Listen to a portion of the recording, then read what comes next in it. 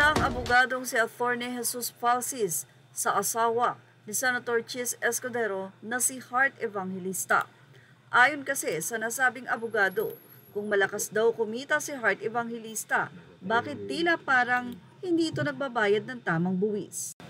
Mula sa naging update ng People's Tonight Facebook, sa isang ex, dating Twitter post nitong linggo, Agosto 31, pinuna ni Atty. Jesus Falsis ang umano'y marangyang pamumuhay ng asawa ni Senate President Francis Chis Escudero na si fashion icon Hart Evangelista at kinwestiyon kung bakit hindi ito kasama sa listahan ng top individual taxpayers sa bansa. Parang never kong naalala na top individual taxpayer si Hart.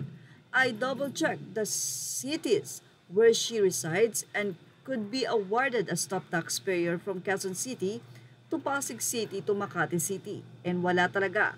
Yan pa ang naging saad ng abogado. Hindi rin aniya maikakatwiran na ex-deals umano lahat ng isinusuot at binibili ni Hart.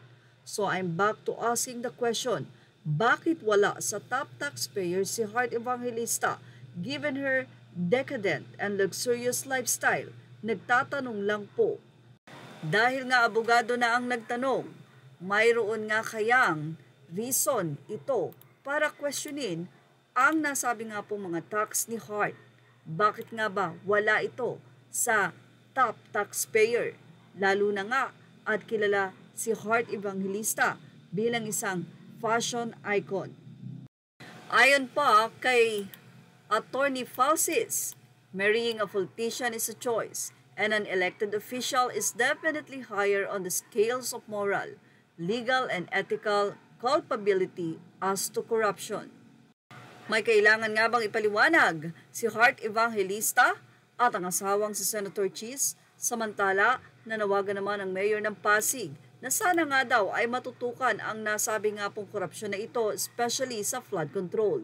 Aniya, hindi pwedeng pagkatapos ng ilang buwan, tatahimik na lang ang issue. Tapos magkakalimutan na tayo, huwag tayong pumayag, managot ang dapat managot.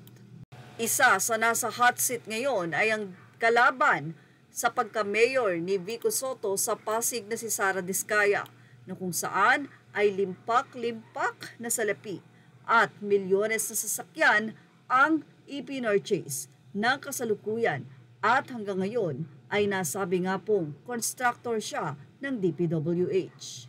At yan ang ating Showbiz Snap update. Images are all credit to the rightful owners. Please like, share, and subscribe.